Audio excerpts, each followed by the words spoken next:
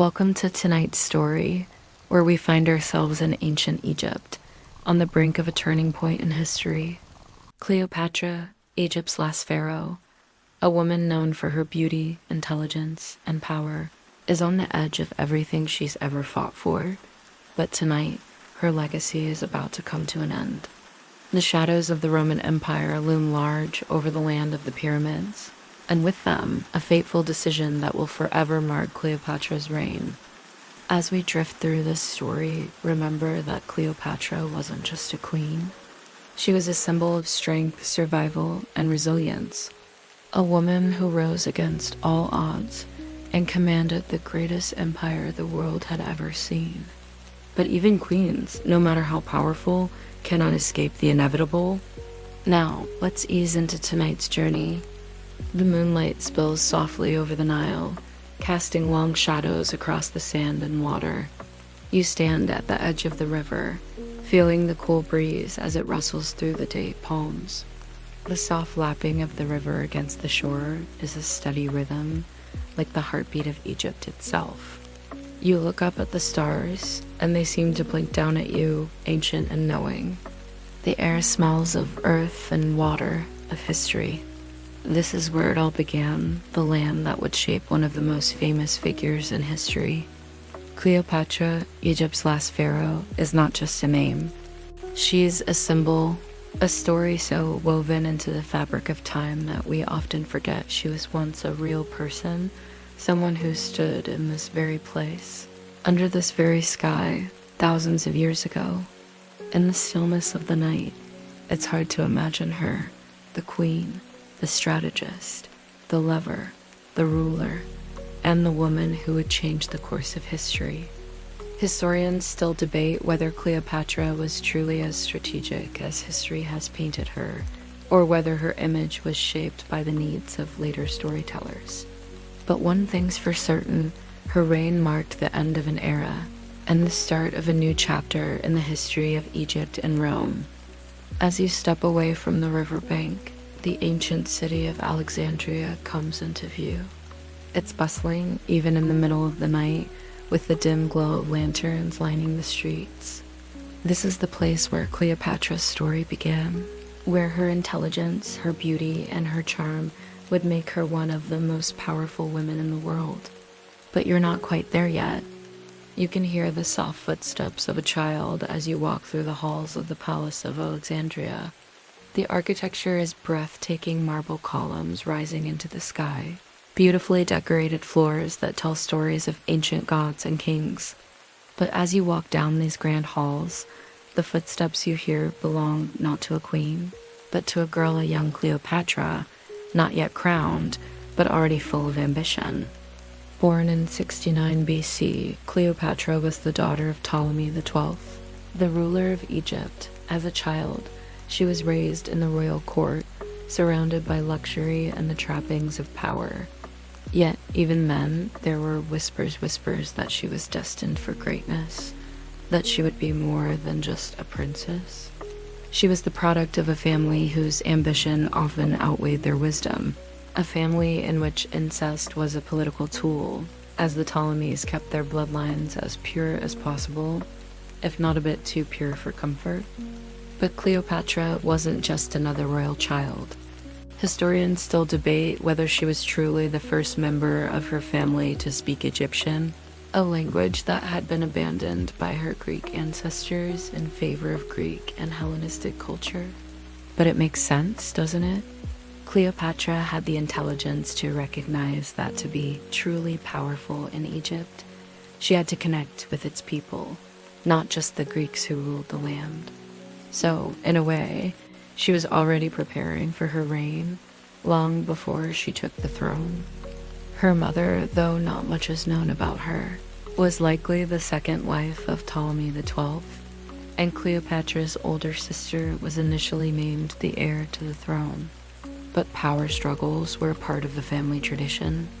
In fact, there were plots, assassinations, and exiles, one of those exiles being Cleopatra's father himself, who was forced to leave Egypt for a time due to the Roman Senate's intervention. As you continue to walk through the corridors, You can almost hear the rumors swirling around Cleopatra's rise to power. But before she could rule Egypt, she had to win the throne, an epic tale that would set the stage for her ultimate legacy. The air is thick with tension as you step into the heart of the royal palace, where the future of Egypt is hanging by a thread. Cleopatra, still just a teenager, has already faced more challenges than most rulers in their entire lives. Her father's death marked the beginning of a brutal struggle for power within the royal family. Cleopatra's older brother, Ptolemy XIII, was the designated heir, but he was young and weak, easily manipulated by the palace advisors who saw him as a puppet. But Cleopatra was no mere puppet. She was a queen in the making, and the throne would not be handed to her without a fight. Historians still debate whether Cleopatra's political savvy or her charm was the true reason for her rise to power. Some say it was her manipulation of the Roman Empire, while others suggest it was her intimate relationship with Julius Caesar that solidified her hold on Egypt. But what is undeniable is her drive. She famously allied herself with Julius Caesar, using her charm, wit, and strategic mind to win his favor. One of the most iconic moments in Cleopatra's life, immortalized in countless paintings and films, was her dramatic entrance to Caesar's court. She had herself smuggled into his presence, rolled up in a carpet, a move that would make anyone stand up and take notice. It was this moment that cemented her as a player on the grand stage of world politics. But Cleopatra's journey to the throne was far from easy. Her brother's forces challenged her rule, and the civil war in Egypt would stretch on for years. Her courage and intelligence in facing these challenges helped to shape the future of her reign. Cleopatra was more than just a lover of powerful men.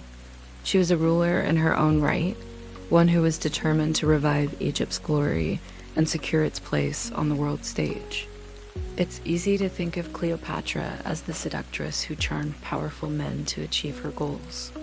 And while it's true that she did use her beauty and charm to captivate figures like Julius Caesar and Mark Antony, there's much more to her story than just love affairs. Cleopatra's relationship with Julius Caesar marked a turning point in both her personal life and in Egypt's place in the world. Caesar's visit to Egypt wasn't just a romantic interlude, it was a political maneuver. Cleopatra knew that her throne was in jeopardy, and she saw in Caesar an opportunity to secure her power and reclaim Egypt's independence from Roman influence. Historians still debate whether Cleopatra's relationship with Caesar was purely political or whether there were true emotional connections involved, but regardless, it was a partnership that forever altered the course of Egyptian and Roman history. With Caesar's support, Cleopatra was able to defeat her brother and reestablish herself as Queen of Egypt. The two had a child, Caesarion, whom Cleopatra claimed was Caesar's heir, though that claim would be contested in the years to come. As Cleopatra stood beside Caesar, she was no longer just a young queen fighting for survival. She was a woman on the verge of greatness, commanding both the resources of Egypt and the might of Rome. But Caesar's assassination in 44 BC would turn Cleopatra's world upside down. With Caesar gone, Cleopatra's position was no longer as secure. She would have to find another powerful ally, and this time it would be Mark Antony, another figure whose connection to Cleopatra would become one of history's most famous and tragic love stories. The sun is setting as you sit near the river, the distant sound of water lapping against the shore echoing in the stillness. Cleopatra and Mark Antony had forged a strategic alliance born out of necessity. Both were rulers seeking to assert their dominance in a world where the rise of Rome overshadowed all. And so Cleopatra joined forces with Antony, a powerful Roman general.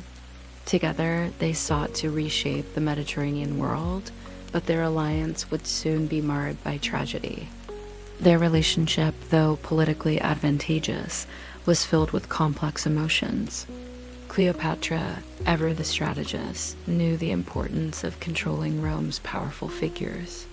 But Mark Antony, with his own political ambitions, brought his own baggage into the relationship.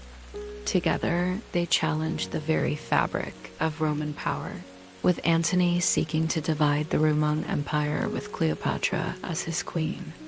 Historians still debate whether Antony's allegiance to Cleopatra was purely based on political calculation or whether their bond was one of true love. Some argue that Cleopatra manipulated Antony to secure her position, while others believe that their love was genuine, a mix of romance and ambition. But as their power grew, so did their enemies. The Roman Senate, led by Octavian, saw Antony's relationship with Cleopatra as a direct threat to Rome's stability, and thus began the chain of events that would lead to the famous Battle of Actium, where their forces would face each other. The fall of Antony and Cleopatra would come swiftly, leaving behind the remnants of a dream that never quite came to fruition. With their defeat, Cleopatra would make one of the most infamous decisions in history, one that would seal her fate and mark the end of an era for Egypt. The air is thick with tension as you stand on the shores of Actium. The sea stretches out before you, calm and unassuming, hiding the chaos that is about to unfold. Cleopatra, aboard her royal barge, is a vision of regal composure.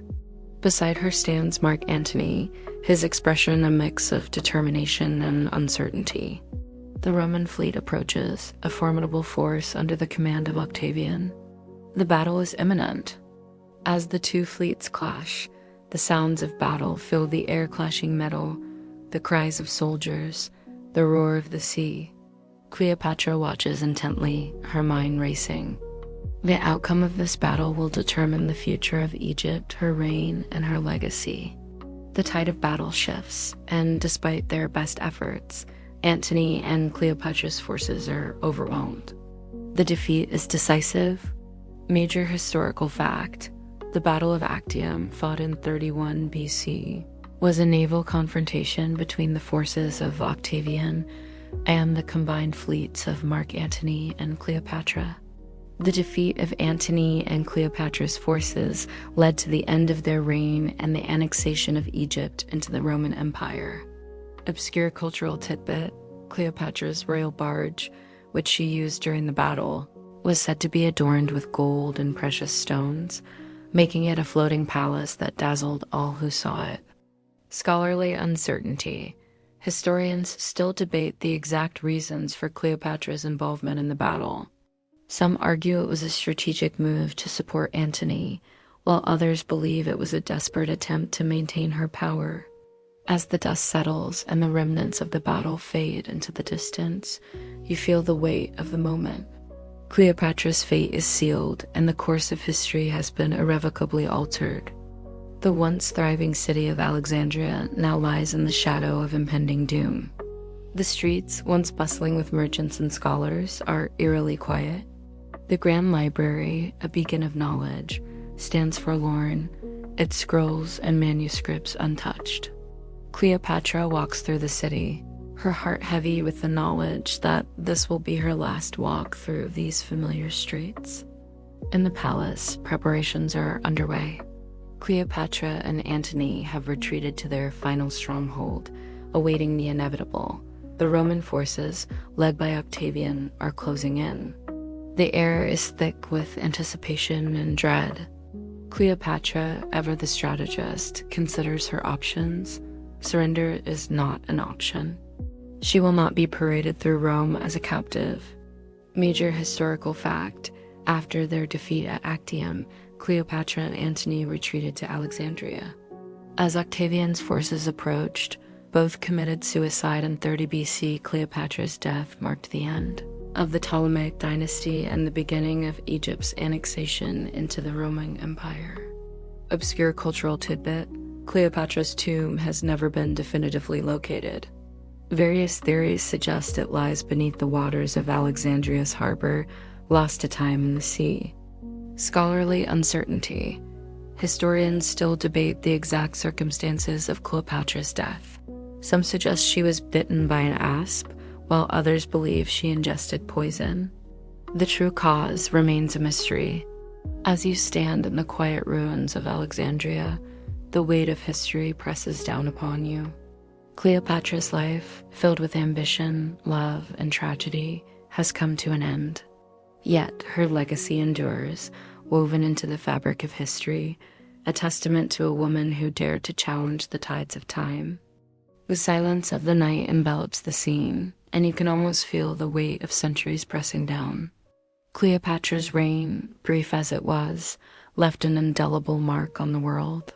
From the moment she ascended to the throne, she was faced with immense challenges, both from within her own family and from the growing power of Rome. But Cleopatra was not just a ruler. She was a master of diplomacy, a woman who understood the value of alliances, intelligence, and above all, survival. Unlike many women of her time, Cleopatra was not simply a figurehead. She was a ruler in her own right. She spoke several languages, including Egyptian, and was highly educated. She was intellectually gifted, known for her ability to hold court with scholars, scientists, and philosophers. Cleopatra understood the significance of her own image, and she worked tirelessly to shape how the world saw her. Major historical fact: Cleopatra was the first Ptolemaic ruler to speak Egyptian, a language her ancestors had abandoned in favor of Greek. This helped her connect with the Egyptian people and solidified her position as their queen. Obscure cultural tidbit: Cleopatra's image was carefully curated. She often depicted herself in Egyptian attire, associating herself with the goddess Isis, a powerful symbol of fertility and motherhood, qualities that appealed to the Egyptian populace. Scholarly uncertainty: historians still debate the true nature of Cleopatra's relationships with Julius Caesar and Mark Antony. Some view them as strategic alliances, while others argue that there was genuine love and affection involved. Regardless of the nature of these relationships, Cleopatra's political maneuvering was a significant factor in her reign. Cleopatra's legacy, however, is not solely defined by her relationships with powerful men. She was a ruler who tried to reassert Egypt's independence in a world where the Roman Empire was steadily expanding. Despite her intellect, charm, and political astuteness, Cleopatra ultimately could not escape the rise of Rome, a force that would reshape the Mediterranean world and absorb Egypt into its vast empire. As you stand in the moonlit ruins, you can feel Cleopatra's presence still lingering, a reminder of a time when a woman was able to command the fate of an empire. It is in the quiet moments, under the vast, star-filled sky, that the true weight of Cleopatra's legacy comes into focus. While her death brought the end of the Ptolemaic dynasty, it also sealed her place in history. Cleopatra's name lives on in countless stories, films, and books. She is more than just a queen, she is an icon. A woman whose life, filled with both grandeur and tragedy, continues to captivate the imaginations of people around the world. But the stories that have come to define her, stories of love, betrayal, power, and political intrigue, have often overshadowed her true achievements as a ruler. Cleopatra was not just a lover of powerful men. She was a shrewd politician and a savvy strategist, determined to protect her people and her kingdom. In her time, she was seen as an equal to the greatest leaders of the world. She was not just Rome's lover or a footnote in the tale of Julius Caesar and Mark Antony. She was the Queen of Egypt, a powerful figure who fought to preserve her nation's autonomy in a world that was increasingly dominated by Rome. Major historical fact: Cleopatra was the last active ruler of the Ptolemaic Kingdom of Egypt. After her death, Egypt became a province of the Roman Empire, effectively marking the end of the ancient Egyptian kingdom and the beginning of its integration into Roman rule. Obscure cultural tidbit: Cleopatra was a patron of the arts and sciences, and her court was known for its intellectual vibrancy. She was particularly fascinated by alchemy and astronomy, and many scholars believe that her support helped foster the academic environment in Alexandria. Scholarly uncertainty: historians still debate the full extent of Cleopatra's political and personal, influence on Julius Caesar and Mark Antony. While some suggest her role was instrumental in shaping Roman politics, others argue that she was more of a symbolic figure used by the men around her for their own ambitions. Cleopatra's story is one of contradictions, a woman who wielded immense power in a male-dominated world, but whose life and legacy were ultimately defined by her relationships. Yet, even in the midst of this complexity, there's a profound lesson to be learned. Cleopatra showed the world that a woman's power could extend far beyond the confines of her gender, that intelligence, diplomacy, and determination were just as crucial to success as physical strength and military might. As the night deepens, Cleopatra's story endures, woven into the fabric of time, a story of a queen who sought to defend her homeland, and whose life remains one of the most fascinating chapters in history. You sit quietly in the moonlit chambers of Cleopatra's palace, the grand city of Alexandria still bustling with life outside. But inside, it's quieter now. Those familiar sounds of the city seem distant. You hear the gentle shuffle of sandals on marble floors, soft voices murmuring in the halls. Cleopatra, once the ruler of a vast and independent kingdom, is now facing the twilight of her reign. The whispers of the Roman Empire grow louder, ever more insistent, a force that will not be ignored. It's a strange, uncomfortable silence that fills the air as Cleopatra stands before a map of her own, tracing the familiar lines of her land with her slender fingers. The lines of Egypt, once so solid, now seem fragile, threatened by the advancing power of Rome. Cleopatra's reign has been built on the precarious balance between alliances, military strength, and a constant negotiation with the shifting tides of world power. She has played her cards well, but the stakes are now higher than ever. Her love for Mark Antony, a powerful Roman general, has been her most public and enduring alliance, yet it's one that's led to political strife. The Senate, led by Octavian, the future first emperor of Rome, sees Antony's allegiance with Cleopatra as a direct threat to Roman dominance. Cleopatra, ever the strategist, knows the danger, but what can she do? She has always played her part as the queen, but now she must also play the part of survivalist, watching the empire she worked so hard to maintain slip from her grasp. Historians still debate whether Cleopatra's involvement with Antony was truly political or whether it was driven by love. Some say she used her charm, while others argue that she was a ruler so steeped in diplomacy that love and politics were inseparable. Whatever the case, the course of history was irrevocably shaped by their partnership. In the silence of her palace, the tension is palpable as Cleopatra faces an uncertain future. Her kingdom, her life, and her legacy are now bound to the rise of an unstoppable force, the Roman Empire. The room is dim, with only the soft glow of candles casting flickering shadows on the walls. Cleopatra's eyes are focused ahead, but her mind is far from the comfort of her chambers. The storm of war approaches. The whispers of Octavian's army have reached Alexandria, and there is no turning back. The Battle of Actium, a defining moment in history, looms ahead. Cleopatra knows the outcome will change everything. But before the battle, there's time for reflection. She thinks of Rome, of Julius Caesar, and of the choices she made to preserve Egypt's sovereignty. And now, with Mark Antony at her side, the weight of this final decision presses down on her like the shifting sands of the Nile. Cleopatra, ever the strategist, has gathered her forces. Her army is well equipped, and her fleet is ready for battle. But even as she prepares, doubts linger. Could this be the end? The Roman forces are led by Octavian, Caesar's heir, a man whose ambition has made him the most powerful leader in the Mediterranean. His forces are larger, his tactics more aggressive, and his desire to bring Egypt under Roman control is absolute. The winds are unpredictable as Cleopatra's ships set sail.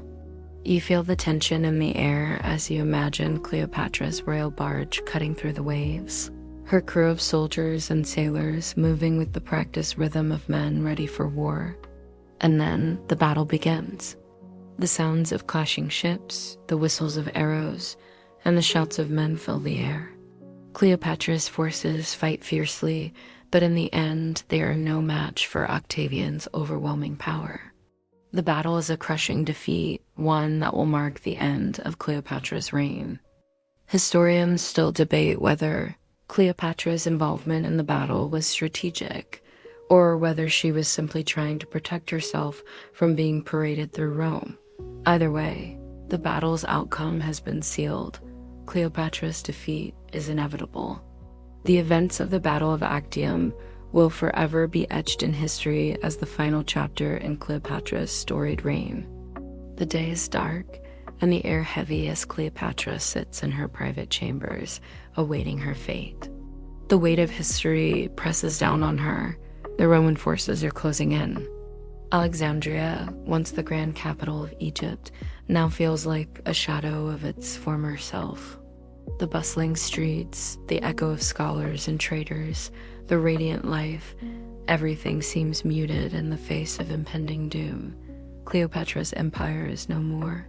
The future she fought for, the legacy she built, is slipping from her grasp. As Cleopatra reflects on her life, memories flood her mind. The vision of Caesar, the love she shared with Mark Antony, the thriving cities of Egypt, all of it feels distant now. In the stillness of the room, Cleopatra contemplates the only remaining option before her, death. Her fate, like that of her kingdom, will be sealed in the final moments of her life. Historians still debate the manner of Cleopatra's death. Some say she died by asp, while others suggest she took her own life using a poisonous potion. Regardless of the means, her death marked the end of an era. Cleopatra, the last ruler of Egypt, was gone. The Ptolemaic dynasty was finished, and Egypt would become a province of the Roman Empire. In the quiet of her chamber, Cleopatra's death was not the end of her story. It was the beginning of her legend. Her life, filled with triumphs and tragedies, would be told and retold for centuries to come. Her beauty, her intelligence, her cunning, all of these would become symbols, woven into the fabric of history. Yet in this moment, you can almost feel her resignation, her acceptance that this was the inevitable end of a journey that began on the banks of the Nile. You walk through a museum filled with ancient relics, marveling at the artistry of the past. It's fascinating how, despite the passage of time, Cleopatra's image endures. Sculptures, paintings, and coins bearing her likeness continue to capture the essence of this remarkable queen. In many ways, Cleopatra has transcended history to become an icon, a figure of beauty, intellect, and power whose legacy continues to shape the world. Even today, it's almost as if the legend of Cleopatra has taken on a life of its own, far removed from the realities of her reign. You can see her face on the screen, in Hollywood films, in books, in art. From Elizabeth Taylor's portrayal of the Queen in the iconic 1963 film Cleopatra, to countless other renditions, Cleopatra's image has become a symbol of seduction, wisdom, and power. Yet in these portrayals, there's often little room for the complexity of her actual reign, her political maneuverings, or her incredible intellect. Instead, she is reduced to a romanticized figure, an image of beauty who captivated powerful men. Historians still debate the true nature of Cleopatra's image, both during her life and in the centuries that followed. Was she truly as beautiful as legend suggests, or did her power lie in her intellect and political savvy? Some scholars argue that Cleopatra's beauty has been overemphasized, with her true strength coming from her charisma and her ability to navigate the complex political world of her time. Others suggest that Cleopatra's physical appearance played an important role in her ability to form strategic alliances, particularly with powerful men like Julius Caesar and Mark Antony. What is clear is that Cleopatra's legacy, both as a historical figure and as a cultural icon, has shaped how we view female leadership. In a world dominated by men, Cleopatra stood out as one of the most powerful women of the ancient world. Her ability to rule Egypt, to forge alliances with Rome, and to manipulate the political landscape of the Mediterranean world makes her an enduring symbol of female power. As you stand before a painting of Cleopatra, you can't help but feel the weight of her story. This queen, who was once just a young girl thrust into a position of power, has become one of the most iconic figures in history. Her legacy is complex, her life marked by both triumph and tragedy. But it is her strength, her intelligence, and her indomitable spirit that truly define her. Cleopatra's life, though brief, had a profound impact on the generations that followed. Her influence spread far beyond the borders of Egypt, leaving an imprint on both the Western and Eastern worlds.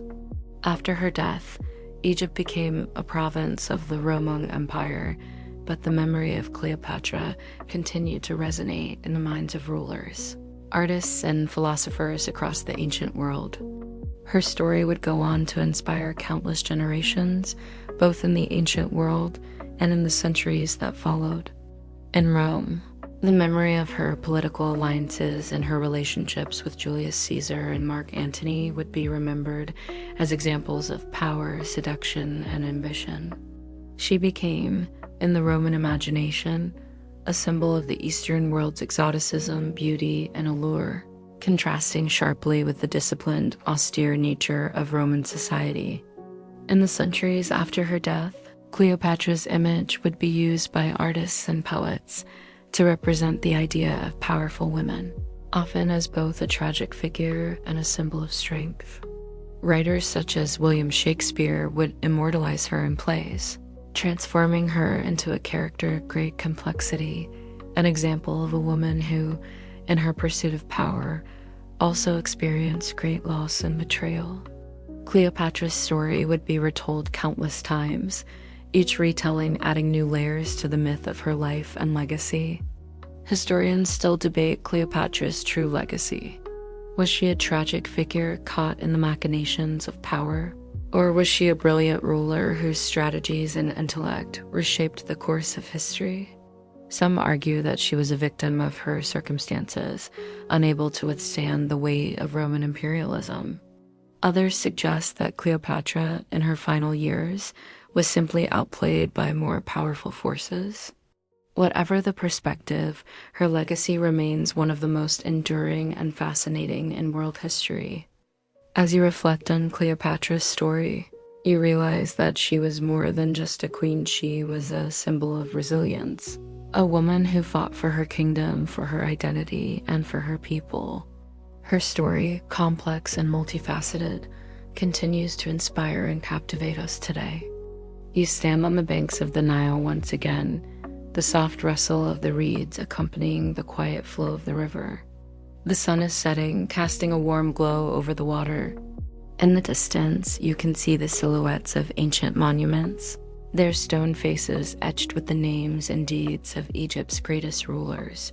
But one name, one queen, stands above the rest: Cleopatra. Her story, with all its twists and turns, its triumphs and tragedies, will forever be intertwined with the land of Egypt. Cleopatra may have died in defeat, but her legacy, her story, is far from finished. In Egypt, the pyramids still stand as silent sentinels, reminders of a time when Egypt was the greatest civilization in the world.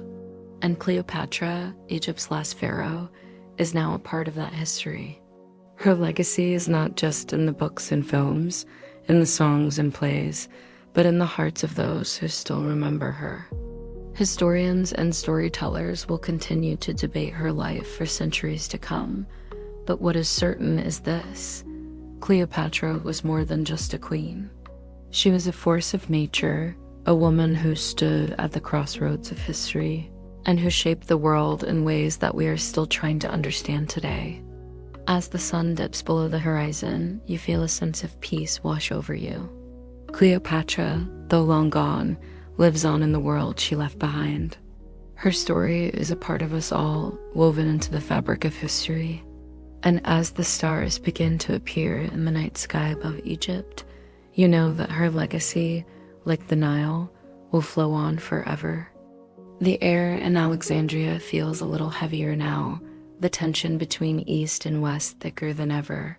Cleopatra, in the years following her alliance with Mark Antony, finds herself entangled not just in the politics of Egypt, but in the heart of Roman affairs. The game of power, once confined to Egypt's borders, has now expanded across the Mediterranean. You can almost hear the distant sounds of Roman senators debating, their voices rising and falling with the tides of power. And there, in the center of it all, stands Cleopatra, a queen who has become more than a ruler. She's become a key player in the political theater of Rome itself. Though Cleopatra's life in Egypt has always been her primary focus, her relationship with Antony and her prior dealings with Julius Caesar have ensured that her name will forever be linked to Rome's greatest figures. The alliances she formed with these men weren't merely for love or convenience. They were strategic decisions that set her up as a political force to be reckoned with. Cleopatra knew that to secure her place in Egypt's history, she would need to engage with the most powerful empire in the world. But this was no simple task. Rome wasn't just a friend. It was a looming presence that could either elevate or destroy her reign. Historians continue to debate Cleopatra's true influence over Roman politics. Some argue that she was simply a pawn in the larger battle between Antony and Octavian, while others suggest that she was far more influential than she is often given credit for. Her ability to sway both Julius Caesar and Mark Antony suggests that she wasn't just an alluring queen. She was a shrewd political mind who understood how to manipulate the power structures around her. But as we know, Cleopatra's engagement with Rome would not end in mutual triumph. With the death of Julius Caesar, the delicate political balance between Antony and Octavian began to unravel. Cleopatra's support for Antony, though crucial for him, began to create a divide between her and the other Roman factions.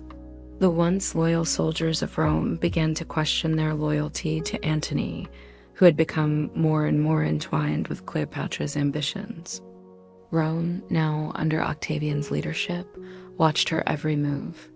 As you walk through the streets of Alexandria, you sense the rising tension. Cleopatra's fate has become tied to that of Rome, a kingdom she once sought to build alliances with, now poised to destroy everything she has fought for.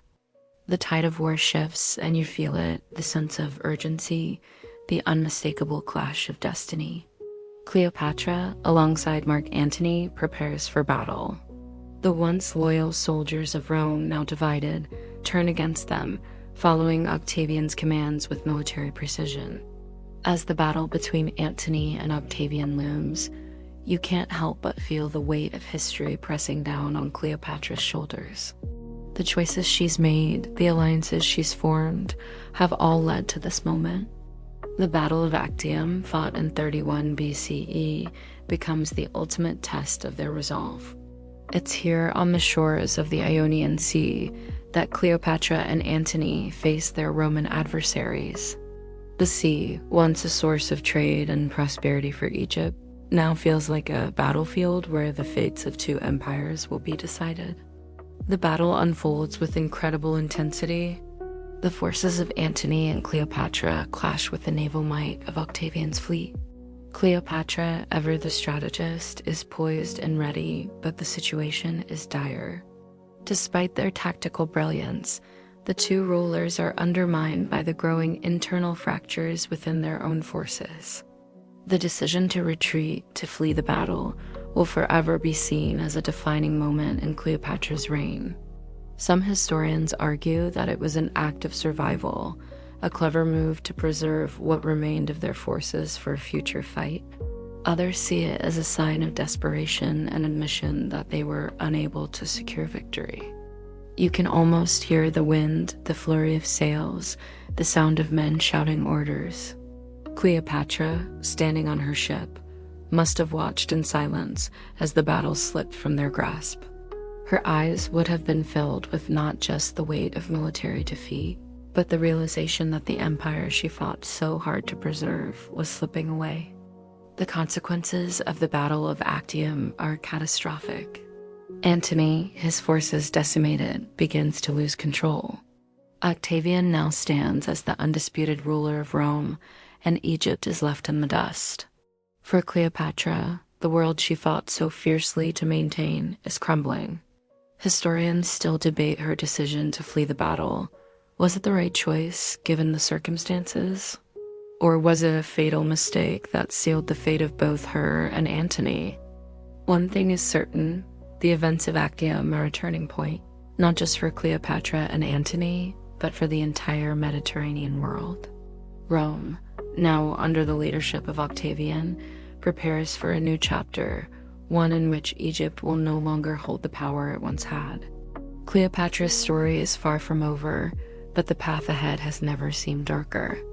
It's fascinating to see how Cleopatra's image evolved over the centuries, especially in the world of art and literature.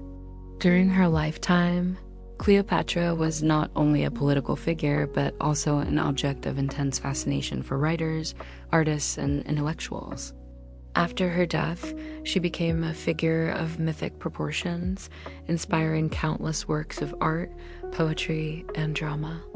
One of the earliest examples of Cleopatra's posthumous portrayal came from the works of Plutarch, a Greek historian whose account of Cleopatra's life shaped much of how the world viewed her for centuries.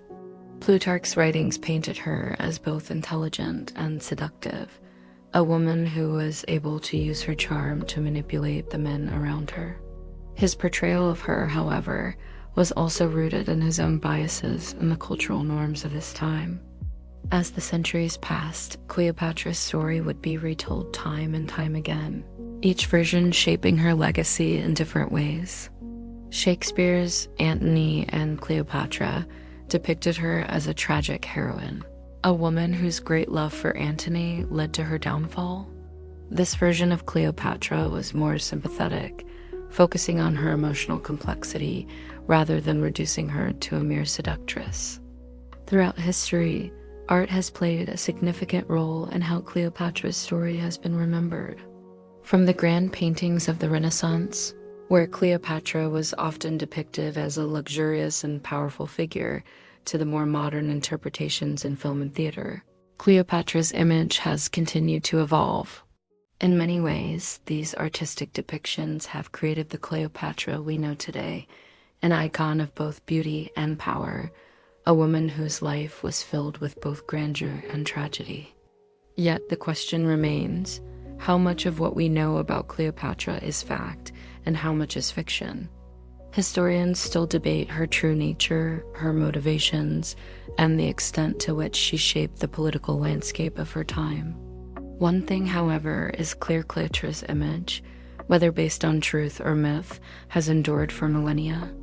The city of Alexandria is quiet now, its grand streets and monumental buildings reduced to ruins. But in the stillness of the night, Cleopatra's final resting place remains a mystery. The location of her tomb has never been definitively found, and the search for it has captivated archaeologists and historians for centuries. Some believe that Cleopatra and Mark Antony were buried together in a tomb in Alexandria near the royal palace. Others suggest that Cleopatra's tomb lies beneath the waters of the Mediterranean, lost to time and the shifting sands of history. The truth remains elusive, but the allure of Cleopatra's final resting place is as captivating as her life. Historians still speculate about the contents of Cleopatra's tomb. Was it filled with treasures, relics from Egypt's long and storied past? Or was it a more humble resting place, a reflection of Cleopatra's own humility as she faced the end of her life? Theories abound, but no one knows for sure. What we do know is that Cleopatra's death marked the end of an era. Egypt, once a great civilization, was absorbed into the Roman Empire, and its glory faded into the annals of history. Cleopatra's tomb, wherever it lies, remains a symbol of the lost grandeur of Egypt, a reminder of the queen who tried so hard to preserve her kingdom. As the days pass, the world changes. Cleopatra's reign is now a chapter in history, her life a story woven into the fabric of time. The Roman Empire has absorbed Egypt, and Cleopatra's once great kingdom is no more. Yet her legacy, though clouded by the passage of time, endures. Her story is a reminder of the complexities of power, love, and ambition. Cleopatra's reign, though short-lived, was one of the most fascinating in history. Her ability to navigate the turbulent political landscape of her time, her strategic alliances, and her personal relationships with the great leaders of Rome have made her one of the most enduring figures in history. But Cleopatra was not just a figurehead, she was a queen in every sense of the word. She ruled with intelligence, diplomacy, and a fierce will to protect her people. She used her charm, her intellect, and her beauty to achieve her goals, but she was also a warrior, a leader who was not afraid to stand up to the powers that threatened her kingdom. As you sit in the quiet of the night, you can feel Cleopatra's presence still lingering. Her story, filled with both triumph and tragedy, continues to resonate. She may have died long ago, but her legacy lives on in the hearts and minds of those who still remember her as Egypt's last pharaoh. The cool night air wraps around you like a familiar embrace as you step deeper into Cleopatra's world. Alexandria, Egypt's intellectual hub, once vibrated with the hum of scholars and philosophers, the air thick with ideas and ambition. Cleopatra, a lover of knowledge, surrounded herself with the brightest minds of her time, curating a court that would rival the great intellectual centers of the ancient world. At the heart of Cleopatra's rule was a vision not just to preserve Egypt's ancient traditions, but to infuse her kingdom with the best ideas from both the East and the West. While Egypt's past was rich with mythology, mysticism, and grand traditions, Cleopatra was keenly aware that to protect her future, she needed to bring Egypt into the fold of modernity, or at least the modernity of the ancient world. Historians still debate how much Cleopatra's intellectual pursuits shaped her political strategies. Was she truly a patron of the arts and sciences, or was this just another way to project power and wisdom? Some argue that her patronage of alchemy and astronomy helped foster an environment that brought forth great discoveries. Others suggest that her interests were more about displaying wisdom to her subjects and foreign dignitaries. The most famous intellectual landmark of Cleopatra's reign was, of course, the Library of Alexandria, which housed the greatest collection of texts in the ancient world. Under Cleopatra's reign, the library continued to be a beacon of knowledge, drawing scholars and students from all corners of the Mediterranean. The library was not just a symbol of intellectual pursuit. It was a statement of Alexandria's cultural supremacy, a place where the best minds could come together to bridge the gap between East and West. Cleopatra's cultural renaissance, though centered in Alexandria, rippled outward, influencing the surrounding regions and the entire Mediterranean. Her ability to blend the Greek and Egyptian cultures into something uniquely her own was part of what made her such an enduring figure in history. Yet this blending also meant that Cleopatra was often seen as a symbol of cultural ambivalence, someone who was both Greek and Egyptian, but belonged fully to neither. The wind picks up as you stand at the edge of the Nile, gazing out over the water. Cleopatra, like so many rulers before her, had to contend with more than just politics.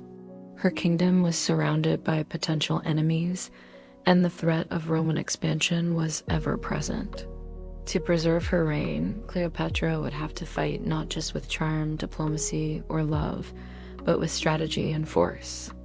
Cleopatra wasn't a military commander in the traditional sense, but she understood the power of a strong military alliance. Her relationship with Julius Caesar and later Mark Antony provided her with the military backing she needed to fight off rival factions within Egypt.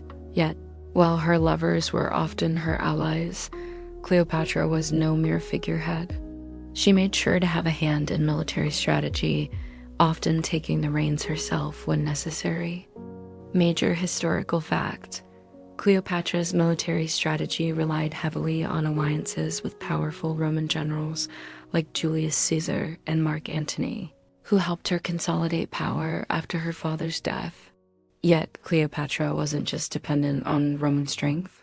She also had her own military resources, including the famed elephant corps, which she used in battle to help defend Egypt's borders. The elephants were an imposing force, feared for their size and strength. Cleopatra's use of elephants and other tactics, like fortifications along Egypt's borders, helped her hold onto power despite the ever-encroaching Roman influence. Scholars still debate how involved Cleopatra was in the actual military planning of her campaigns. Some suggest that she was more of a figurehead, relying on Roman generals to do the fighting for her, while others believe that she was deeply engaged in every aspect of her military campaigns, from strategy to execution. Whatever the case, Cleopatra's command of military alliances was one of the key elements of her rule. The cool breeze of the evening seems to carry with it a sense of finality. As you reflect on Cleopatra's reign, you can't help but feel the tragic sense of impermanence that marked the end of her kingdom. Egypt, once a powerful and independent civilization, was in danger of being swallowed whole by the expanding Roman Empire. Cleopatra's alliances, though strategic, could not prevent the inevitable collapse of her dream of an independent Egypt. In the wake of Caesar's assassination, Cleopatra found herself once again at the mercy of Roman politics. Her alliance with Mark Antony was meant to secure her kingdom's place in the Mediterranean world, but instead it became the catalyst for her downfall. The Roman Senate, led by Octavian, saw Antony's relationship with Cleopatra as a direct challenge to their authority and began plotting against them. The Battle of Actium in 31 BC would prove to be the final blow to Cleopatra's dream of an independent Egypt. The battle, which pitted the forces of Cleopatra and Antony against those of Octavian, was a crushing defeat for the lovers and their forces. Following their defeat, Cleopatra and Antony retreated to Alexandria, where they would ultimately meet their tragic end. Historians still debate what caused Cleopatra and Antony to lose at Actium. Some suggest that the battle was lost due to poor strategy, while others argue that it was simply a matter of overwhelming Roman power. What is certain is that Cleopatra's dream of an independent Egypt, free from Roman influence, died on the shores of Actium. The city of Alexandria is eerily quiet as you walk through its once bustling streets. The light from the setting sun casts long shadows across the city, and the air is thick with tension. Cleopatra, now in her final days, waits in her royal palace for what is surely inevitable. The Roman forces, led by Octavian, are on their way, and Cleopatra knows that her time is running out. In her palace, Cleopatra contemplates her options. The world around her is falling apart, and her reign is slipping away. Yet, even in the face of certain defeat, Cleopatra maintains her dignity. She will not go out as a prisoner, dragged through the streets of Rome for all to see. She will face her end on her own terms. Historians still speculate about Cleopatra's final moments. Some suggest that she died by snakebite, while others argue that she took her own life with a poisonous concoction. The truth is that we may never know for sure how Cleopatra died. What is certain, however, is that her death marked the end of Egypt's independence and the beginning of its integration into the Roman Empire. As you sit in the silence of the palace, you can almost feel the weight of Cleopatra's final decision. She was a woman who had once ruled an empire, and now she faces the end of her story. The tension in the air is palpable, and you can sense that the end is near. You sit in the cool, moonlit ruins of Alexandria, contemplating the end of an era. Cleopatra's death has sealed the fate of Egypt, and the Roman Empire's reach has stretched even further. As the last pharaoh of Egypt, Cleopatra's reign marked the end of one of the most glorious and mysterious civilizations the world has ever known. Her life, filled with political intrigue, love, and tragedy, will continue to captivate the imagination of the world. Cleopatra's story is more than just the story of a queen. It's the story of a woman who dared to defy the tides of history. Even in her death, Cleopatra's legacy lives on. Her name is immortalized in the pages of history, in the arts and literature, and in the collective memory of humanity. Historians still argue over the true nature of Cleopatra's legacy. Was she a manipulative seductress, or was she a shrewd politician, a queen who fought tirelessly for her people and her kingdom? What is clear, however, is that Cleopatra's name will continue to echo through the ages as a symbol of power, beauty, and intellect. Her story is a reminder that even in the face of overwhelming odds, a woman can leave an indelible mark on the world. As the night deepens and the stars twinkle overhead, you find yourself lost in the grandeur of Cleopatra's legacy. The tomb of Cleopatra remains a mystery, buried beneath centuries of sand and history, but her impact lives on in the very fabric of Egyptian culture and the larger Mediterranean world. The ancient kingdom of Egypt may have fallen under Roman rule, but the spirit of Egypt is far from extinguished. Cleopatra's relationship with Julius Caesar and Mark Antony has often overshadowed her political acumen, but in her time, she was more than just a lover. Cleopatra was a queen who knew how to wield both charm and diplomacy to secure her power. Historians still debate how much of her success was due to her intellect, and how much was due to the political machinations of the men she associated with. What is undeniable is that Cleopatra was a master tactician, someone who understood the complexities of her world and the importance of strategic alliances. Her reign, while short-lived, helped preserve Egypt's cultural heritage in a world that was rapidly being consumed by the rise of the Roman Empire. Cleopatra was a queen who wanted to see her people thrive, and though her kingdom fell, her influence endured in the hearts and minds of those who would continue to revere her. In many ways, Cleopatra was ahead of her time, a queen who ruled with both grace and force, and whose life continues to captivate historians and the public alike. As you sit quietly, the night air gently flowing through the open window, you can't help but think about Cleopatra's intellectual pursuits. While most people remember her for her relationships with powerful men, Cleopatra was also an intellectual giant, well-versed in the arts, sciences, and philosophy. She was the first Ptolemaic ruler to speak Egyptian, a language her ancestors had abandoned in favor of Greek. This connection to her people made her a powerful figure, someone who could unite her nation under a common bond. Cleopatra's reign was not only marked by political and military events, but by her love for learning. She surrounded herself with scholars, scientists, and philosophers from all over the Mediterranean. Alexandria, her capital, was home to the Library of Alexandria, one of the greatest intellectual centers of the ancient world. Though the library was destroyed long after Cleopatra's reign, her patronage helped cultivate an environment where knowledge and innovation could flourish. Historians still debate the extent of Cleopatra's involvement in the intellectual life of Alexandria.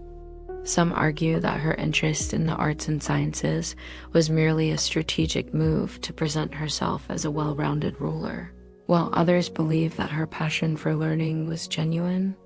Regardless of the motive, Cleopatra's influence on intellectual thought cannot be understated. In her court, knowledge was a form of power, and Cleopatra knew how to use it. Her intellectual curiosity extended to subjects like alchemy, astronomy, and medicine. Cleopatra was even said to have supported the development of a medicine that could help preserve youth. She was not just a political leader. She was a woman who sought to understand the world around her in ways that transcended the boundaries of her time. The world has always been fascinated by Cleopatra, her beauty, her wit, her power, but it is her symbolism that has truly endured. Over the centuries, Cleopatra has become more than just a historical figure. She has become a cultural icon. In art, literature, theater, and film, Cleopatra's image has been reinvented time and time again, each portrayal reflecting the changing views of women, power, and politics. In the Renaissance, Cleopatra was often depicted as a romantic figure, a symbol of beauty and seduction. Artists like Michelangelo and Raphael painted her as the quintessential woman of power and allure. In the 20th century, Hollywood took up the mantle, with Elizabeth Taylor's portrayal of Cleopatra in the 1963 film bringing her back into the public eye as an almost mythical figure. Historians still debate the accuracy of these portrayals. Was Cleopatra truly as beautiful as she has been depicted? Or was her power rooted more in intelligence and charisma than physical allure? While we may never know the full extent of her beauty, it is clear that Cleopatra's influence on popular culture is undeniable. She has been reimagined by every generation, each seeking to understand her legacy in a way that reflects their own values and beliefs. But the enduring image of Cleopatra is not just one of romance or seduction. She has become a symbol of female power, a woman who ruled an empire, who used her charm and intellect to navigate a world dominated by men.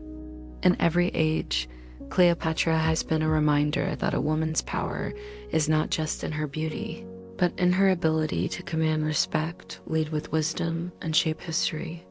As you sit by the window, watching the soft rain fall outside, it's hard not to reflect on the legacy of Cleopatra and how she shaped Egyptian identity.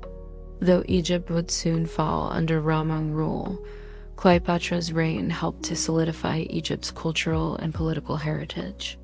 In her time, Egypt was a land of splendor and mystery, its ancient temples and monuments filled with the stories of gods and kings. Cleopatra's Egypt was the last pharaohic Egypt, and her reign was the final chapter of a long and storied history. One of Cleopatra's most significant achievements was her ability to reconnect Egypt with its ancient roots. Under her rule, Egypt experienced a resurgence in the arts, religion, and culture.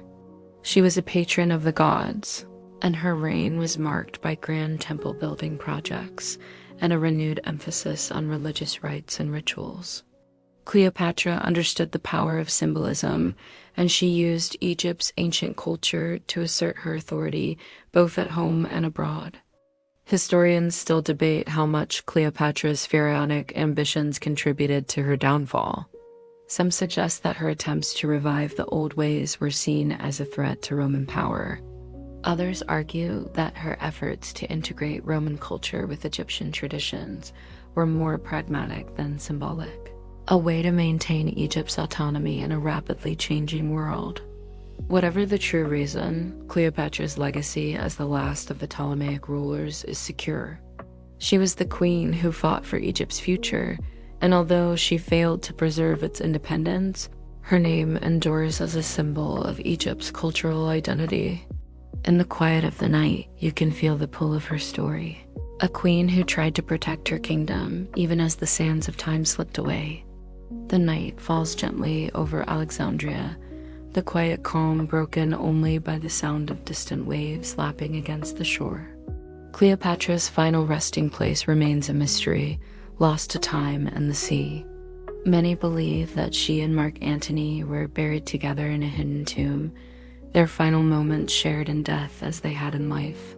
Others argue that Cleopatra's tomb was lost, destroyed by later conquerors, or buried beneath the shifting sands of Alexandria.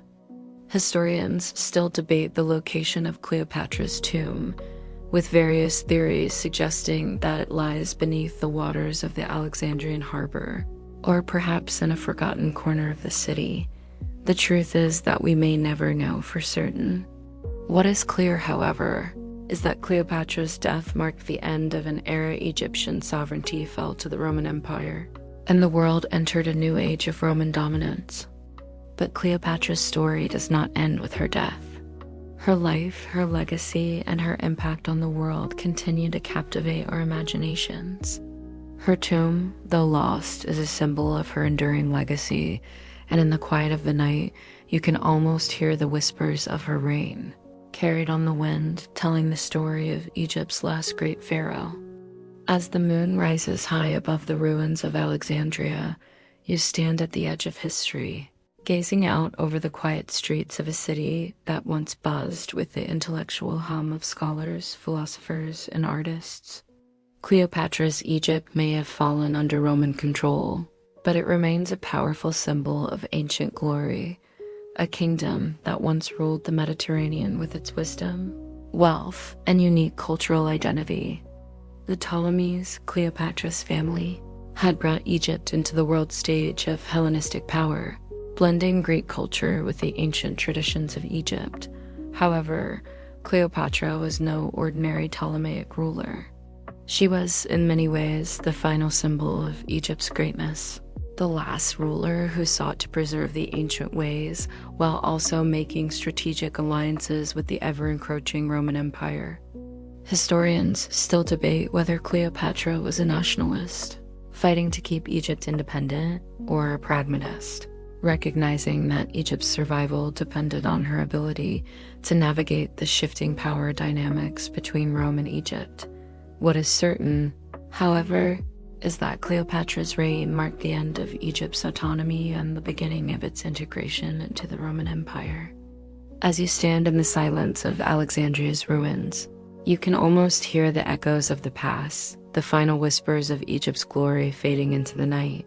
Cleopatra, the last of the pharaohs, is gone, but her legacy continues to shape how the world remembers ancient Egypt.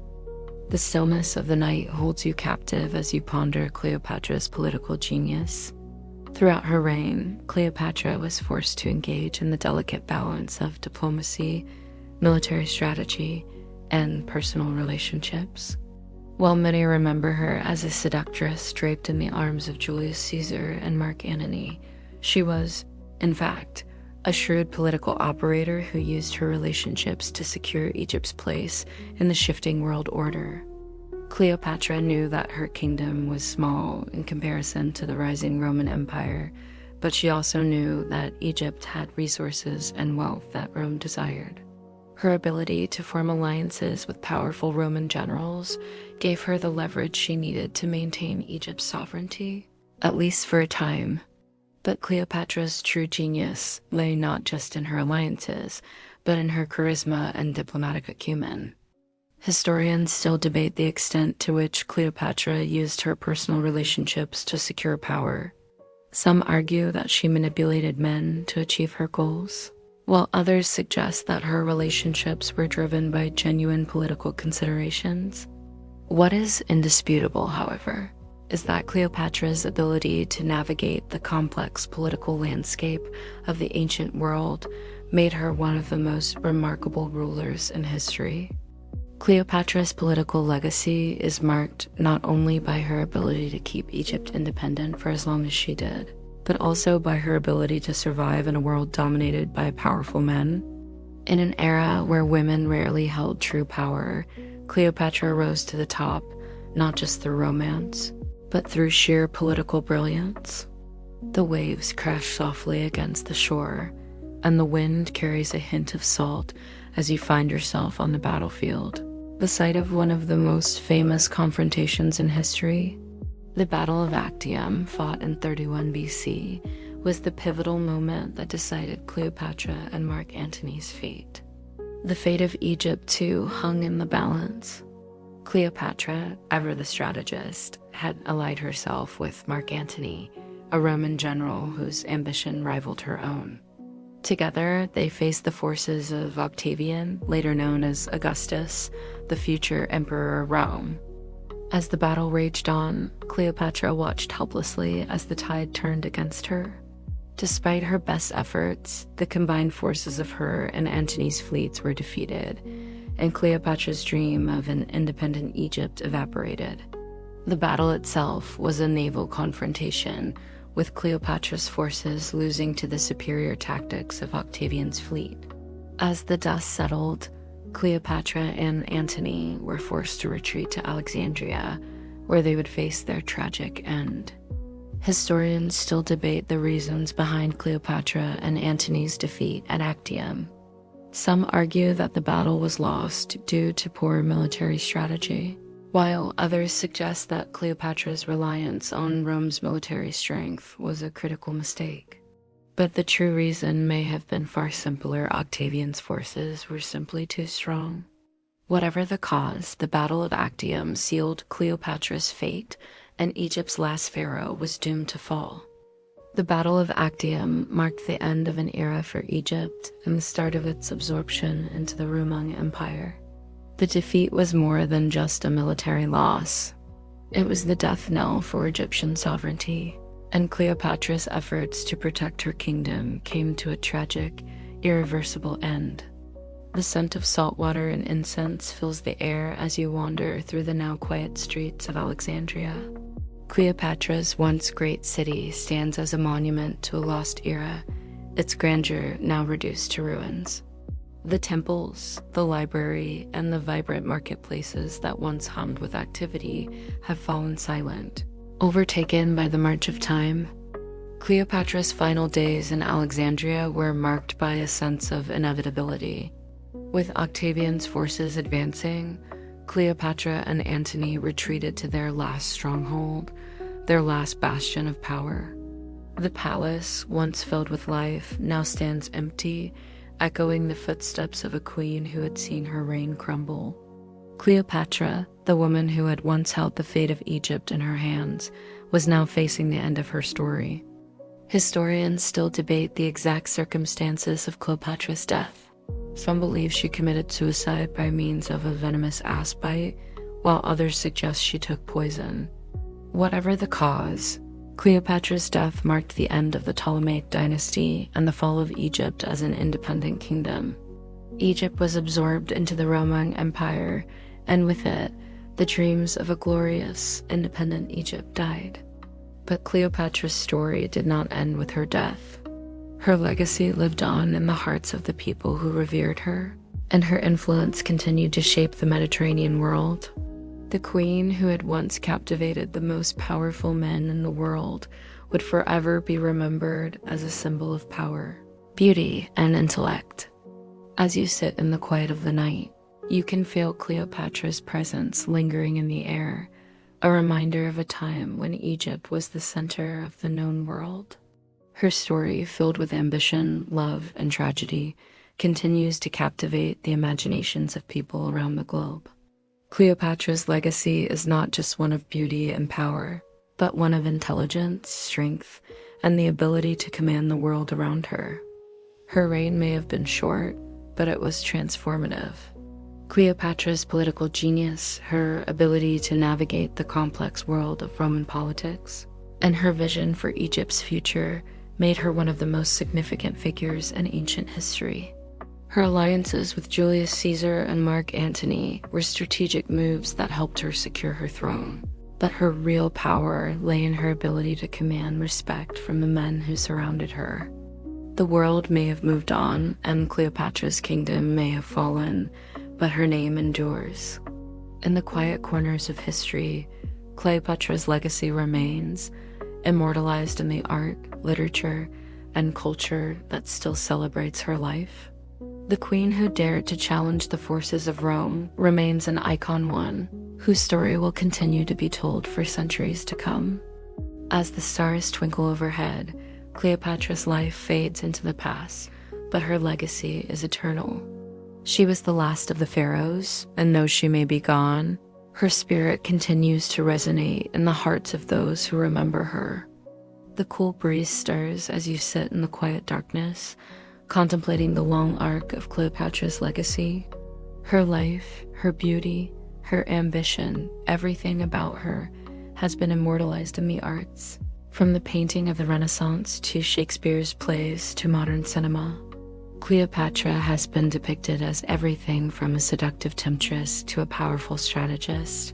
But one thing remains certain: her image endures. Cleopatra's portrayal in art and literature is as varied as the ages through which her name has traveled. In ancient times, Cleopatra was a powerful figure, but it was only after her death that the world began to mythologize her. Roman writers like Virgil and Ovid created characters that played on her legendary allure. molding her into an iconic figure who seemed both untouchable and unpredictable. These stories were often steeped in political intrigue, making her more than just a queen, but a symbol of power and danger. As you walk through the centuries, you see how Cleopatra's image shifts and transforms. During the Renaissance, artists like Michelangelo and Raphael depicted her as a regal, almost divine figure, her beauty untouched by time. Elizabeth Taylor's portrayal in the 1963 film Cleopatra cemented her status as the epitome of a powerful woman, blending her intelligence and beauty into a singular vision. Historians still argue about the extent to which Cleopatra's beauty played a part in her success. Some claim that her physical attractiveness was secondary to her intelligence and charisma. Others suggest that her allure was indeed part of the strategy, a tool she wielded to secure the alliances that allowed her to maintain power. Regardless, it's clear that Cleopatra's presence in art and literature is not just a reflection of her life, but a reinvention of her image, an image that continues to inspire artists and filmmakers around the world. The air is still, and as you gaze across the land of Egypt, you can't help but feel the weight of Cleopatra's legacy. Cleopatra wasn't just a queen. She was the last living link to Egypt's ancient, once glorious past. Under her reign, Egypt experienced a cultural and intellectual renaissance, revival of its ancient glory, even as the winds of Roman conquest began to blow ever closer. Cleopatra's Egypt was a blend of tradition and innovation, a nation that sought to protect its identity while simultaneously welcoming foreign influence. Cleopatra, the first Ptolemaic ruler to speak Egyptian, understood that to secure her power, she needed to connect with the people of Egypt. While many of her Ptolemaic ancestors had abandoned Egyptian culture in favor of Greek and Hellenistic traditions, Cleopatra embraced Egypt's ancient identity. She was a queen who sought to preserve Egypt's cultural and political integrity, even as she sought powerful alliances with Rome. Historians still debate whether Cleopatra was truly able to revive Egypt's ancient glory. Some claim that her policies helped Egypt regain a measure of its former grandeur, while others argue that the world had moved on, and Egypt's eventual absorption into the Roman Empire was inevitable. Either way, Cleopatra's legacy lives on, not just in the ruins in Alexandria, but in the cultural heart of Egypt that she worked so tirelessly to protect. The temples, the monuments, and the artwork of Cleopatra's reign all speak to her legacy, a legacy of someone who was as determined as she was intelligent, who understood the importance of cultural continuity and political strategy. Cleopatra may not have succeeded in preserving Egypt as an independent kingdom, but she ensured that its identity would live on, transcending the empires that came after. The cool night air carries with it a sense of mystery as you sit near the shores of the Nile. Cleopatra's tomb remains one of history's greatest unsolved mysteries. The place where she and Mark Antony were buried has never been found, despite countless excavations and theories over the centuries. Some believe that their tomb lies hidden beneath the waters of Alexandria's harbor. Others suggest it is buried deep within the city, lost to time and the changing tides of history. Historians and archaeologists alike have searched for Cleopatra's tomb for centuries. Some argue that it must be near her palace, while others believe it could be in a temple dedicated to the goddess Isis, a deity Cleopatra greatly revered. The tomb, whatever its location, holds the key to understanding Cleopatra's final days and the extent of her ambitions. But the mystery of her tomb is more than just an archaeological puzzle. It's a symbol of Cleopatra's legacy itself. In many ways, her tomb is the last piece of the puzzle that would unlock the full scope of her life. Historians still speculate about the nature of Cleopatra's final resting place. Some suggest that it would have been a grand tomb, befitting a queen, filled with treasures and relics of Egypt's ancient past. Others suggest that it may have been more modest, reflecting her humility in the face of defeat. What is clear, however, is that Cleopatra's tomb represents the mystery of Egypt itself, the mystery of a civilization that thrived for thousands of years, only to fade into history. Cleopatra's tomb, wherever it may lie, remains one of the last great secrets of the ancient world, and the search for it continues to captivate archaeologists and historians today. As the stars twinkle overhead, you sit back and reflect on Cleopatra's enduring legacy. The world has changed dramatically since her reign, but her influence remains ubiquitous, shaping art, literature, politics, and culture across centuries. Cleopatra was a woman who lived on the cutting edge of history, navigating the challenges of ruling in a world where men held most of the power. Yet she rose to the top, using her intellect, charm, and strategic alliances to shape the course of the Mediterranean world. Today, Cleopatra's image remains one of the most enduring symbols of female power. She continues to be a cultural icon, a woman whose story has been told in countless forms, whether it's through literature, film, or theater. Her complexity as both a ruler and a woman has made her an irresistible subject for storytellers across the ages. Cleopatra's influence goes beyond just her physical beauty or her relationships with powerful men. She has become a symbol of intelligence, independence, and strength, a reminder that a woman can rise to power in a world dominated by men and leave a legacy that endures for millennia. Whether or not we agree with every aspect of her reign, Cleopatra's story speaks to the resilience of the human spirit. Historians still debate her true role in shaping the political landscape of the ancient world. Was she simply a pawn in the game of politics, or was she a master strategist who used her influence to change the course of history?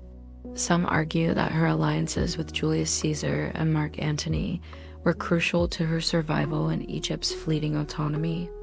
Others believe that Cleopatra's real strength lay in her ability to outmaneuver the men who surrounded her, to wield her charisma and intellect as powerful tools in her quest for Egypt's independence. Whatever the truth may be, Cleopatra's legacy is alive and well in the modern world, a testament to the lasting power of her story. As you sit back and reflect, you realize that Cleopatra's story is more than just the story of a queen. It is the story of a woman who defied the odds, who rose to power and held it for as long as she could in a world that was not kind to women in power. Her reign, though short, was transformative, and her influence can still be felt today in the arts, politics, and culture. Cleopatra's life is a reminder that legacy is not just about the wealth or land you accumulate, but about the impact you leave on the world around you. She may have ruled Egypt, but her true kingdom was the hearts and minds of those who remembered her, not just as a lover of powerful men, but as a woman who dared to challenge the boundaries of history. Her death marked the end of Egypt's sovereignty, but it also marked the beginning of a new chapter in history. Cleopatra's name will forever be etched in the annals of time as a symbol of strength, beauty, and intellect. Her life, a blend of tragedy and triumph, remains one of the most captivating stories in history. As the night falls and you drift into sleep, Cleopatra's legacy endures, reminding us that the story of a woman who dared to dream can echo through the centuries. As you sit back and reflect, you realize that Cleopatra's story is more than just the story of a queen. It is the story of a woman who defied the odds, who rose to power and held it for as long as she could in a world that was not kind to women in power. Her reign, though short, was transformative, and her influence can still be felt today in the arts, politics, and culture. Cleopatra's life is a reminder that legacy is not just about the wealth or land you accumulate, but about the impact you leave on the world around you. She may have ruled Egypt, but her true kingdom was the hearts and minds of those who remembered her, not just as a lover of powerful men, but as a woman who dared to challenge the boundaries of history. Her death marked the end of Egypt's sovereignty, but it also marked the beginning of a new chapter in history. Cleopatra's name will forever be etched in the annals of time as a symbol of strength, beauty, and intellect. Her life, a blend of tragedy and triumph, remains one of the most captivating stories in history. As the night falls and you drift into sleep, Cleopatra's legacy endures, reminding us that the story of a woman who dared to dream can echo through the centuries. As you walk through the remains of Alexandria, the cool breeze brushes past you. The sounds of the ancient city seem to fade into the distance, leaving only the memory of what once was. Cleopatra's Egypt, a land of magnificent temples, towering pyramids, and grand palaces, was a beacon of ancient civilization. The city, once the heart of Egypt's intellectual and cultural life, still stands as a symbol of a golden age, though much of its former glory is now lost to time. Cleopatra's Egypt was not just a kingdom of wealth and power, but also one of philosophy, science, and art. Alexandria, her capital, was the intellectual hub of the ancient world. The famous Library of Alexandria, which housed countless scrolls of knowledge, was a testament to the intellectual vibrancy of Cleopatra's reign. The library was the place where scholars from across the Mediterranean came to study, debate, and share their ideas.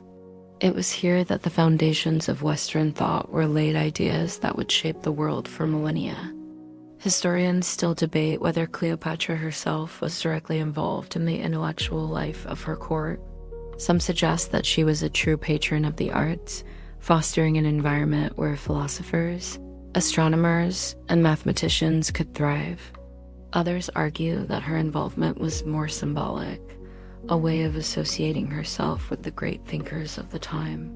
But one thing is clear: Cleopatra was a queen who understood the power of knowledge, and she used her resources to make her court a place where learning was valued above all else.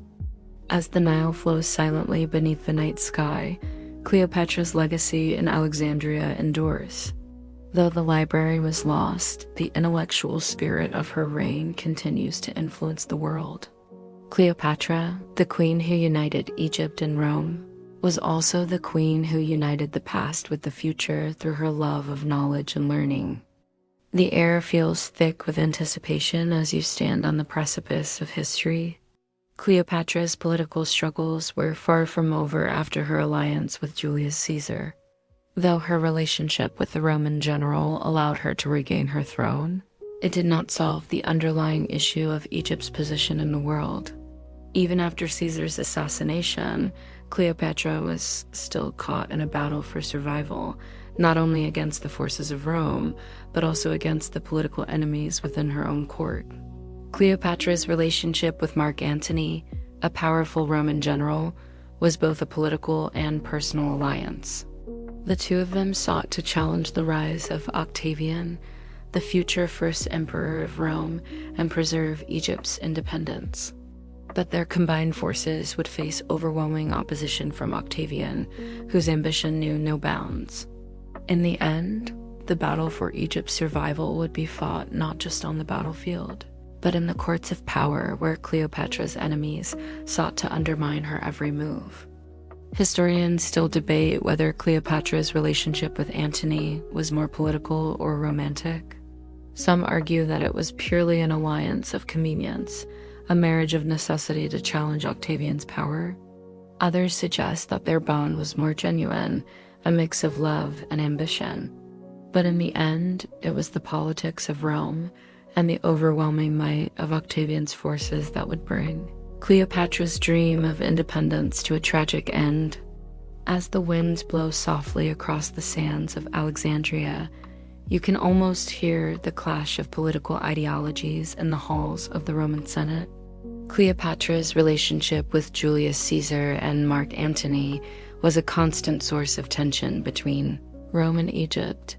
While Cleopatra sought to preserve Egypt's independence, Rome was eager to expand its empire, and Egypt, with its wealth and strategic location, was a prize worth fighting for. The Roman Senate, led by Octavian, viewed Cleopatra as a threat to their power. They saw her influence over Caesar and Antony as a challenge to their authority. In a world where power was defined by the strength of armies and alliances, Cleopatra's relationship with two of Rome's most powerful figures made her a figure of fear and admiration.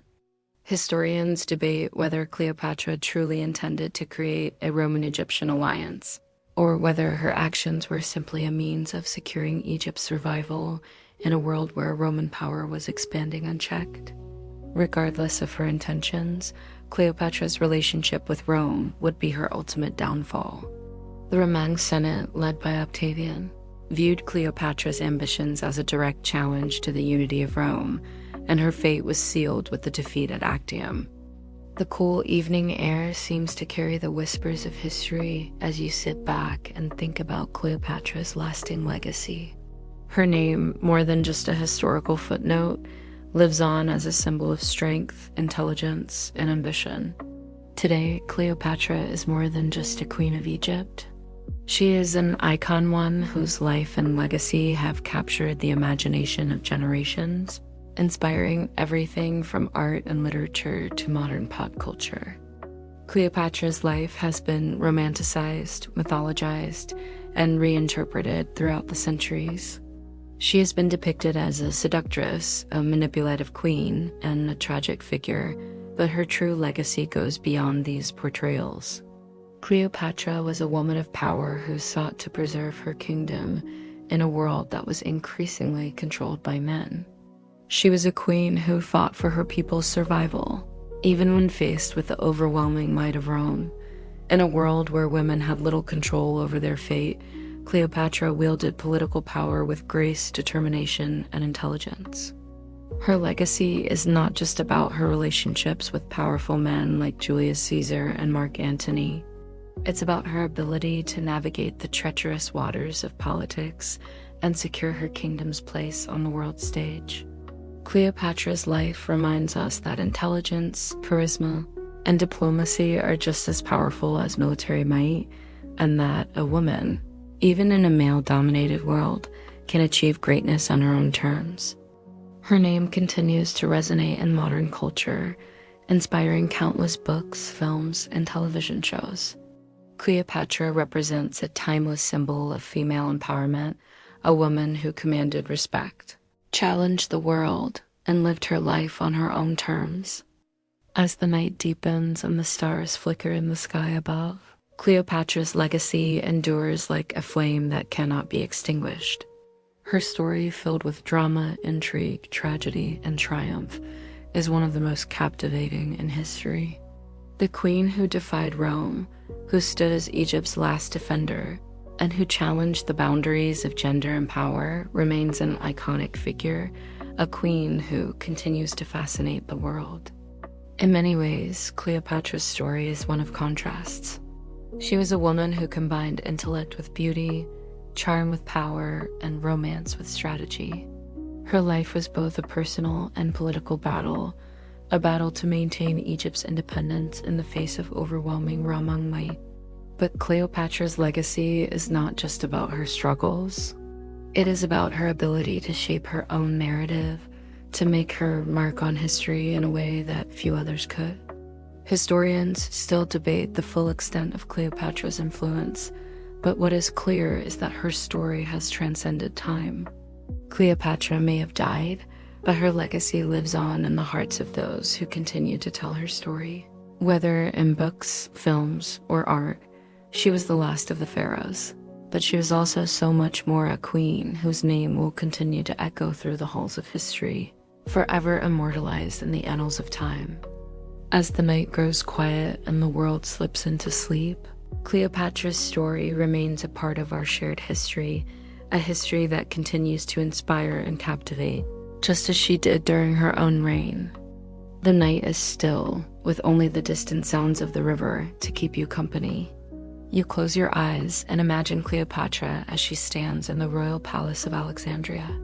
The palace, an architectural marvel of its time, is as much a reflection of Cleopatra herself, a symbol of both grandeur and strategic genius.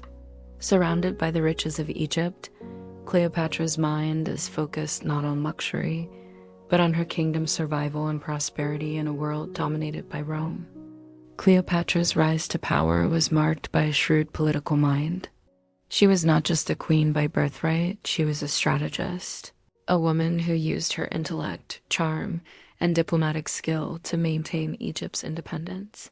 Her alliances with Julius Caesar and Mark Antony were not just romantic entanglements, they were calculated moves that secured her throne and ensured Egypt's place on the world stage.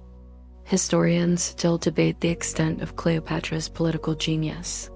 Some argue that her rise to power was aided by her relationships with powerful Roman men, while others suggest that her true brilliance lay in her ability to navigate the dangerous waters of Roman politics.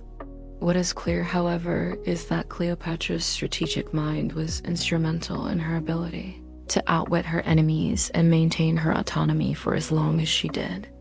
In the quiet of the night, you can feel the weight of Cleopatra's decisions.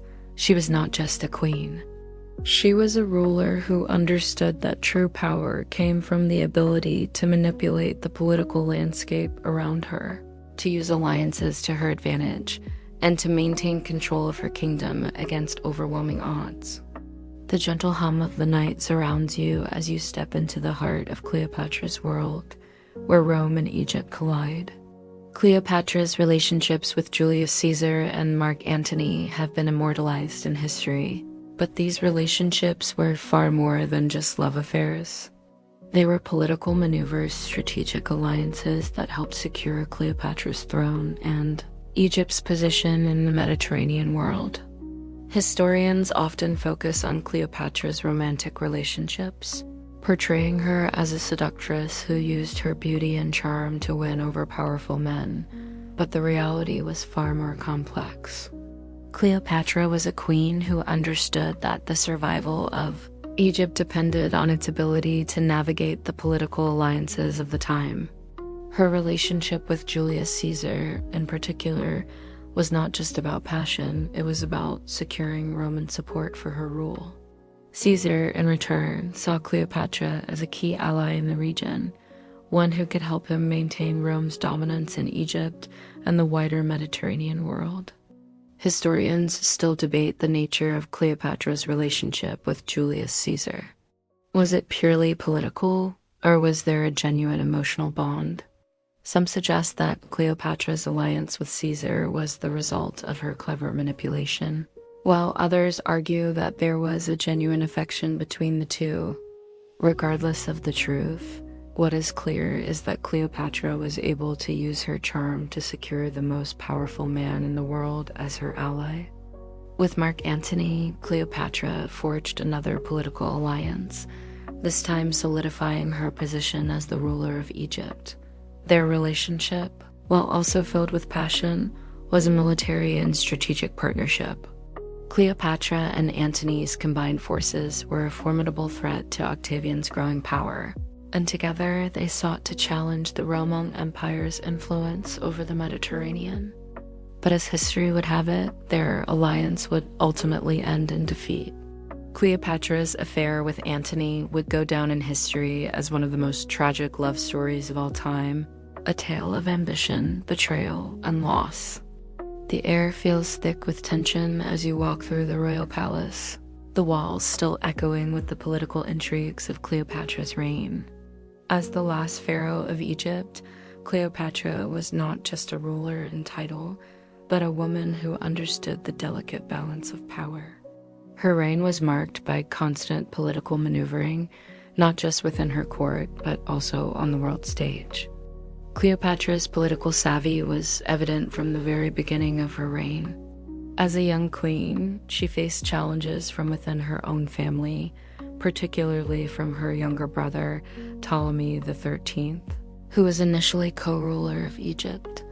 The political struggles between Cleopatra and her brother marked the beginning of a series of power struggles that would define her reign. Historians still debate whether Cleopatra's early actions were driven by ambition or by a desire to protect her kingdom from external threats. Some argue that she used her charm and wit to manipulate those around her, while others believe that Cleopatra was motivated by a deep sense of responsibility toward her people. Either way, her reign was characterized by a fierce determination to maintain Egypt's independence. But Cleopatra's political struggles didn't end with her brother's death. She was forced to navigate the complex political landscape of the Roman Empire, a force that was rapidly expanding and absorbing more territories with each passing year. Cleopatra's alliances with Caesar and Antony were not just about love, they were about survival. By aligning herself with Rome's most powerful men, Cleopatra was able to maintain Egypt's position as a key player in the Mediterranean. As you stand amidst the ruins of Alexandria, the weight of Cleopatra's political maneuvering is evident. She was a queen who had to balance personal desires with national interests, and in the end, her political genius helped secure her place in history as one of the most remarkable women to ever rule. The stars above you seem distant as you reflect on the rise of Rome and the fall of Cleopatra's Egypt. Despite Cleopatra's best efforts to preserve Egypt's independence, the rise of Rome was inevitable. As the Roman Empire expanded, Egypt's role in the Mediterranean world became increasingly diminished. Cleopatra's alliances with Julius Caesar and Mark Antony were attempts to preserve Egypt's sovereignty, but the growing power of Rome could not be stopped. Cleopatra's relationship with Rome was one of mutual benefit. She provided Rome with grain and wealth, while Rome gave her the military support she needed to maintain her throne. But as Octavian, later known as Augustus, rose to power, Cleopatra's position became increasingly precarious. Octavian, seeing Cleopatra's alliances with Caesar and Antony as a direct threat to Roman power, moved to destroy her and her kingdom.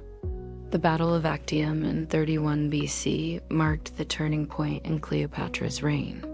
Despite her best efforts, Cleopatra and Antony's forces were decisively defeated by Octavian's fleet. After their defeat, Cleopatra and Antony retreated to Alexandria, where they would make their final stand. The fall of Cleopatra was not just the fall of a queen. It was the end of an entire civilization, the end of Egypt's independence, and the beginning of its absorption into the Roman Empire. Historians still debate the significance of Cleopatra's death. Was it the final act of a queen who refused to accept defeat, or was it a political maneuver to preserve her legacy? What is clear, however, is that Cleopatra's demise marked the end of the Ptolemaic dynasty and the end of Egyptian sovereignty. As you sit by the Nile, the faint glow of the stars above you illuminates Cleopatra's legacy. Despite the fall of Egypt and her tragic end, Cleopatra's story lives on. Her intelligence, ambition, and courage continue to inspire generations.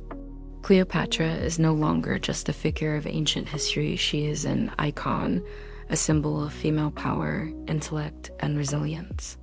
Her legacy is one of contradictions. She was both a lover and a ruler, both a seductress and a strategist. But it is these contradictions that make Cleopatra's story so compelling. She was a woman who understood that intelligence and charm could be used to shape the world around her.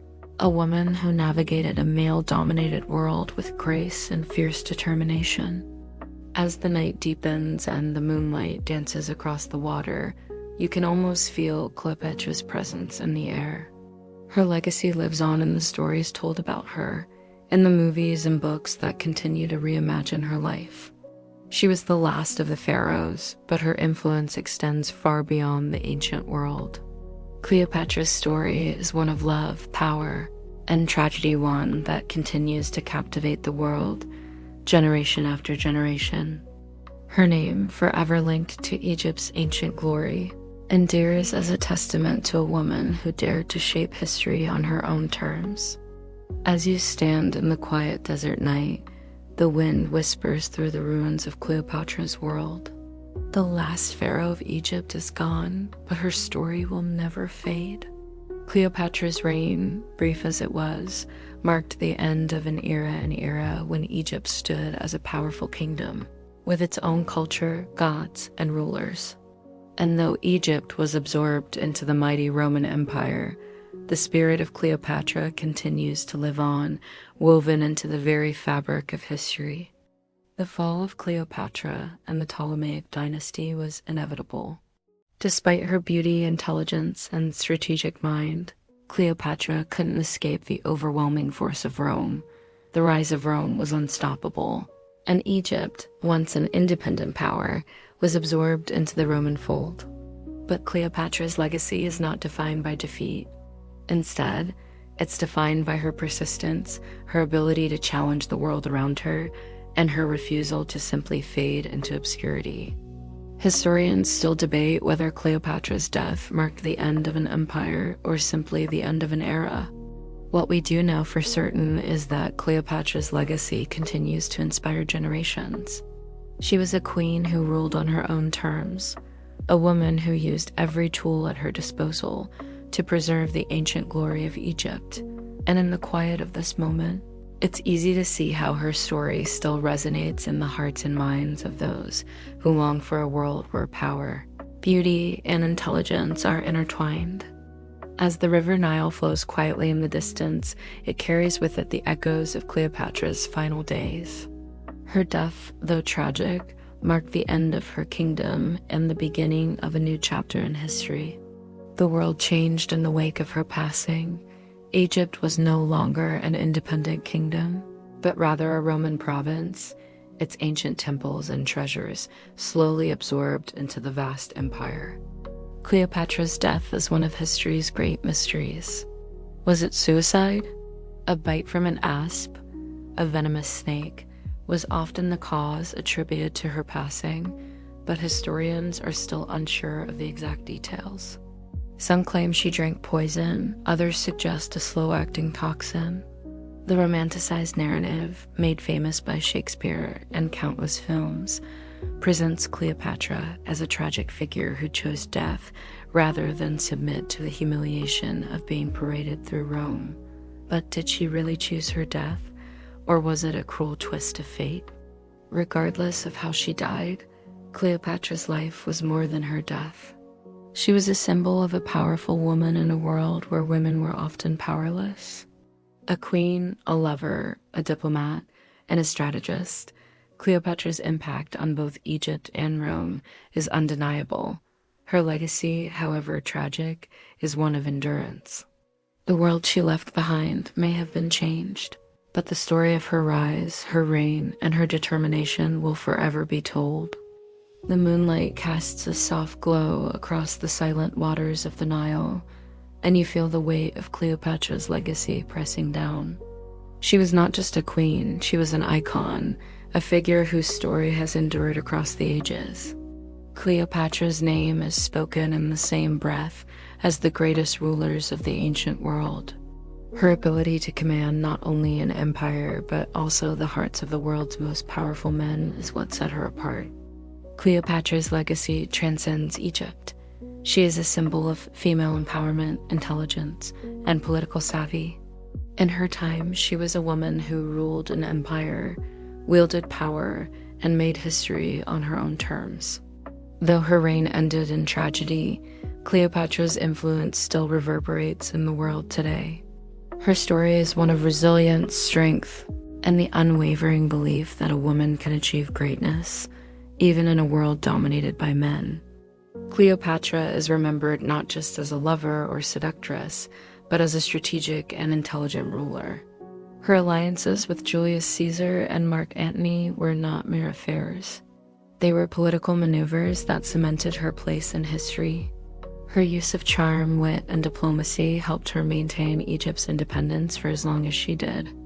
In the end, Cleopatra was a queen who fought for her country, her people, and her legacy, and it's this legacy that continues to inspire generations.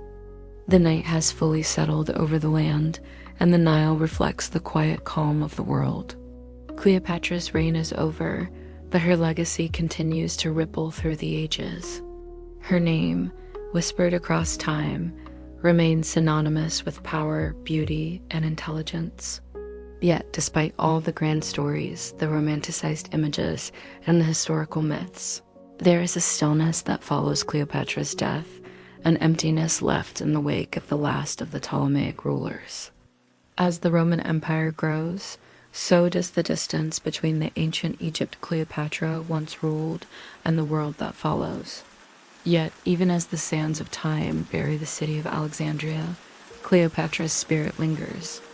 In the minds of those who learn her story, she remains a force to be reckoned with, a woman who dared to stand against the might of Rome and defend her people.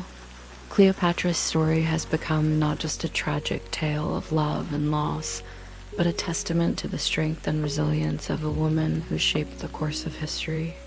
The silence of the night reminds you of the quiet end of Cleopatra's reign.